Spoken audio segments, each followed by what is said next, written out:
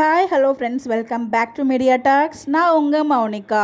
So நம்ம விஜய் வந்து மாமா கிட்ட பேசுவார் இல்லையா, நம்ம வெண்ணிலாவோட மாமா கிட்ட. ஸோ அப்போ பேசும்போது அவ்வளோ நல்லவராக தான் இருந்தார். சரி பண்ணி வந்து அதாவது எங்கள் அக்கா பொண்ணே நீ நேரில் கொண்டு வந்திருக்கேன், எங்கள் அக்காவே வந்த மாதிரி இருக்குது, ஸோ நான் பார்த்துக்கிறேன்ப்பா அப்படின்னு சொல்லுவாங்க. காசுலாம் கொடுக்கும்போது காசுலாம் தேவையில்லைப்பா, நீ இவ்வளோ தூரம் பண்ணதே பெரிய விஷயம் அப்படின்னு சொல்லி விஜயுமே அவ்வளோ புகழ்ந்து பேசினவர் எப்படிங்க திருப்பி வில்லனாக மாறியிருப்பார் அப்படிங்கும்போது எனக்கு ஒரு தாட் இருக்குது. இப்படி தான் நடந்திருக்குமோ, இப்படி தான் நடந்திருக்கும்னு நான் கன்ஃபார்மாக சொல்லலை, 100% நான் சொல்லலை, இப்படி நடந்திருக்க வாய்ப்பு இருக்குது அப்படிங்கிற மாதிரி எனக்கு ஒரு தாட் இருக்குது. என்னோட ப்ரெடிக்ஷன் நான் இங்கே ஷேர் பண்ணுறேன். ஸோ நம்ம விஜய் வந்து கூட்டு வந்துடுவார், எப்படி மண்டே எபிசோடில் அழைச்சிட்டு வந்துடுவார். ஸோ அதுக்கப்புறம் வந்து பார்த்திங்கன்னா நம்ம வெண்ணிலாவுமே கூட்டிகிட்டு போயிடுவாங்க. வெண்ணிலாவோட மாமா வந்து பார்த்திங்கன்னா வெண்ணிலா வந்து பார்த்திங்கன்னா ஷாக் ஆனதுக்கு ரீசன் ஒரு ஃபோட்டோ நான் ஷேர் பண்ணியிருப்பேன், ஷாக்காக இருந்த மாதிரி.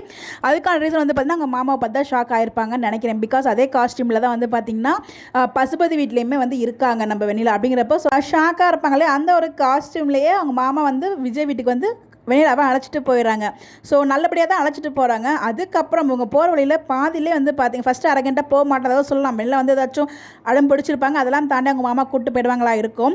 ஸோ இப்போ கூப்பிட்டு போகிற வழியில் பாதியிலேயே வந்து பார்த்திங்கன்னா பசுபதி, ராகினி, அந்த வில்லன்ஸ் கேங் இருக்காங்க இல்லையா, அவங்க நம்ம மாமா கிட்ட வந்து பார்த்திங்கன்னா கூப்பிட்டு போயிட்டு அவங்க வீட்டில் உட்கார வச்சு, ஸோ விஜய் நல்லவர் தான், ஆனால் அவருக்கு நடந்திருக்க மேரேஜ் வந்து பார்த்திங்கன்னா கான்ட்ராக்ட் மேரேஜ் அப்படிங்கிறதையும் ரிவீல் பண்ணலாம். அதாவது நம்ம அக்கா பொண்ணுக்கும் அவரை பிடிச்சிருக்கு அப்படிங்கிறப்ப அவங்க 2 பேருக்கும் மேரேஜ் பண்ணி வைக்கலாம் அப்படிங்கிற மாதிரி அந்த வில்லன்ஸ் கேங் மாமாவோட பிரெயினை வாஷ் பண்ணுவாங்கன்னு நினைக்கிறேன். ஸோ வந்து பார்த்திங்கன்னா இப்போ தனியாக தானே இருக்கார், ஸோ இவங்க 2 பேருக்கு மேரேஜ் பண்ணி வச்சிடலாம். அக்காவோட பொண்ணு எனக்கு ரொம்ப பிடிச்சிருக்கு அவங்க மாமாவுக்கும். ஸோ அவங்க அக்கா பொண்ணுக்காக ஓகே இறங்கி வந்து ஒரு வில்லன் ரோலில் மாறுவார்னு நினைக்கிறேன். ஆக்சுவலாக அவர் நல்ல ரோலில் அப்படி வில்லனாக தெரிகிற மாதிரி, அந்த மாதிரி நல்லவரும் இல்லாமல் கெட்டவரும் இல்லாமல் நடுத்தரமாக இருப்பாங்களே, ஸோ அந்த மாதிரி எதுவும் மாறாங்களா இல்லை ஃபுல் ரோலாகவே வந்து பார்த்திங்கன்னா கெட்டவராக மாறாங்களா நமக்கு தெரியல.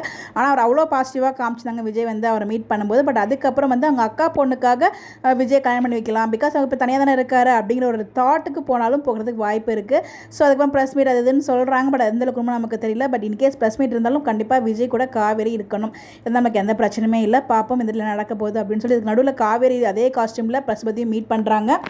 என்ன நடக்க போகுதுன்னு தெரியல, நினச்சாலே பக்கம் இருக்குது. நாளைக்கு என்ன ப்ரொமோ வரும் நமக்கு தெரியல, வெயிட் பண்ணி தான் பார்க்கணும். நீங்கள் என்ன நினைக்கிறீங்க? ஸோ எப்படி இப்படி இவ்வளோ நல்லவராக இருக்க மாமா எப்படி வில்லனாக மாறாரு? உங்களுக்கு எதுவும் ஐடியா இருந்தால் மறக்காமல் கமெண்ட்டில் ஷேர் பண்ணுங்கள், அதை பற்றி நம்ம டிஸ்கஸ் பண்ணுவோம். இந்த மாதிரி எப்படி தெரிஞ்சுக்க நம்மளோட சேனலை ஃபாலோ பண்ணிக்கோங்க. Bye bye.